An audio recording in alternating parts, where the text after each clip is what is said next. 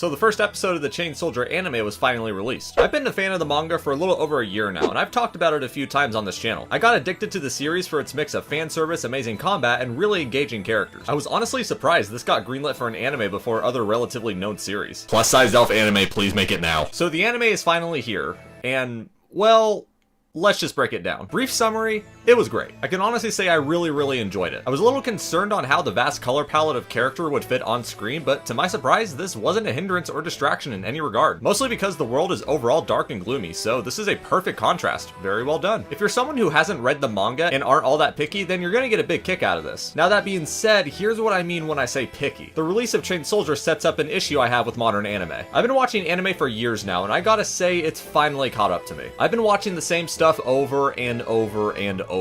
Not saying that everything is identical, of course, but just that I've gotten the same feeling and rewards from viewing the same genres for over 10 years. I recently went back to American cartoons because I get a bit more of a diverse feeling between story and characters. Now this really is just my opinion, but I feel with anime, that can be really hard to ask for nowadays. Now I don't want to be that guy, but back in the day you had Dragon Ball, Naruto, One Piece, classics that have never been done before, and an original feel that to this day is unmatched. There are countless anime out there that I'm sure nobody has even heard of. When you deal with rough genres in a day and age where originality has long depleted, I feel it can be hard to find success in that regard. Now of course, this isn't me saying that Chain Soldier is unoriginal, because it's probably the most creative story I've enjoyed in quite a while. But I will say that for me, and my personal gripe with this introduction, is that the vague formula used between genres of modern anime have them feeling rather stale. During the action scenes of episode 1, I kept thinking to myself, yeah, it's cool, but not only have I seen this before, but I could get this from a million other sources. And the only reason I'm making these points is to validate the people who may not have enjoyed it as much, because that's just the effect that may come with any fresh anime release. Now we can't move forward without a little compare and contrast. I loved how it opened with Kyoka's origin and childhood trauma, as well as a brief parallel to Yuki. Shoving him in there felt slightly rushed, but I'm glad they did it. A fair chunk of the intro almost mirrors the manga to a T. And this is a small nitpick, but that very brief scene with Ren just felt weird. In the manga, we got build up and exposure to why she was such a big deal. Watching this with what we already know and just having her briefly walk on screen during a meeting felt kinda awkward, especially considering she wasn't in the original scene and it still played out just fine. A very minor nitpick, but it's just something I can't get out of my head. Now to my surprise, a lot of this episode was anime original, such as Yuki not being the only one to transfer to Mato, all of the 7th squad being there for the rescue, and other small moments here and there. Now there is one other big thing I have to mention,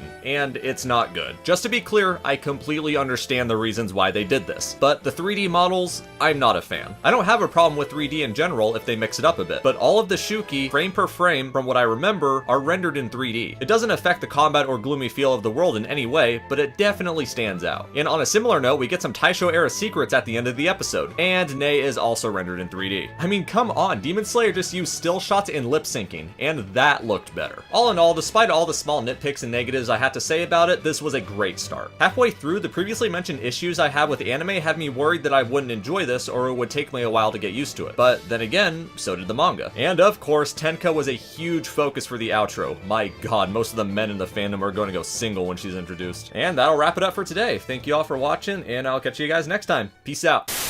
That clock keeps ticking like a metronome, and my thoughts keep telling me to get me home, and my balls keep telling me to let me oh, just let me